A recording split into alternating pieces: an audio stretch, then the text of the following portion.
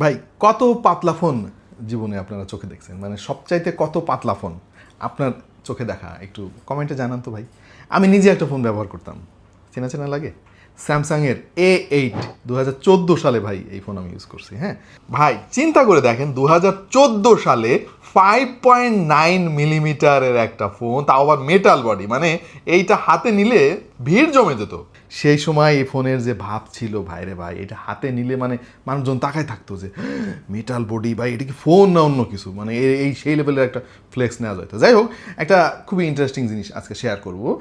এই যে silicon carbon ব্যাটারির কথা আমরা সবাই বলি আর কি, এই সিলিকন কার্বন কিন্তু স্মার্টফোন ইন্ডাস্ট্রিতে বেশ বড় একটা রেভলিউশন তৈরি করে দেবে মনে হচ্ছে, অলরেডি শুরু হয়ে গেছে। মানে কয়েকদিন আগেও আমি আর কি মজা করে বলতেছিলাম যে ভাই ফোনের ব্যাটারি ক্যাপাসিটি এখন যেভাবে বাড়তেছে সিলিকন কার্বনের জন্য, কোনো একদিন দেখা যাবে 8000 mAh-এর ব্যাটারি ক্যাপাসিটির ফোন বের হয়ে গেছে। ভাই সত্যিই বের হয়ে গেছে ভাই, গতকালকে অনার পাওয়ার এই নামের একটা ফোন অলরেডি অনার রিলিজ করে দিছে ভাই অলরেডি। হ্যাঁ, এবং এই ফোনে রয়েছে 8000 mAh-এর ব্যাটারি।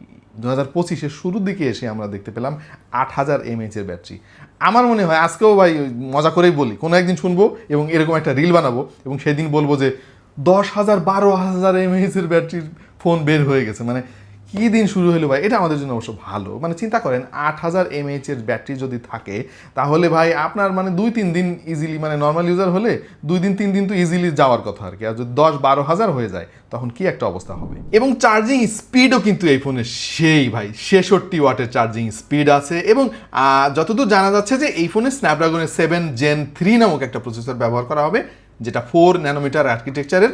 এই ফোনে তারা ক্যামেরা হিসেবে দিয়েছে 50 মেগাপিক্সেলের একটা সেন্সর, সাথে 5 মেগাপিক্সেলের আলট্রা ওয়াইড শুটার, সামনে রয়েছে 16 মেগাপিক্সেলের একটা সেলফি শুটার। ডিসপ্লেটাও আমার কাছে বেশ ভালোই মনে হলো, অ্যামোলেড 1 বিলিয়ন কালার সাপোর্টেড 120 হার্জের একটা প্যানেল, আর যেটার ব্রাইটনেস হচ্ছে 4000 নিটস। অবশ্যই এই ফোনের দাম কত আসলে এখনো জানতে পারি নাই আমরা, বাট আশা করছি খুব শীঘ্রই এই ফোন বাজারে অ্যাভেলেবেল হবে এবং তখন দাম সহ বিস্তারিত সবকিছু আপনাদের সাথে শেয়ার করতে পারবো। আর আমরা তো অবশ্যই হাতে নিয়ে একটু ফোনের রিভিউ করতে চাই। আপনার কাছে কি মনে হয় স্মার্টফোন ইন্ডাস্ট্রিতে এই সিলিকন কার্বনের ব্যাটারি আমাদেরকে কোন দিকে নিয়ে যাচ্ছে এবং সামনে কত mAh-এর ব্যাটারি আমরা দেখতে যাচ্ছি? একটু কমেন্টে লিখে ফেলুন। এরকম আরও অনেক ভিডিও দেখতে চাইলে সাবস্ক্রাইব করতে পারেন ঠিক টু দ্য পয়েন্টে।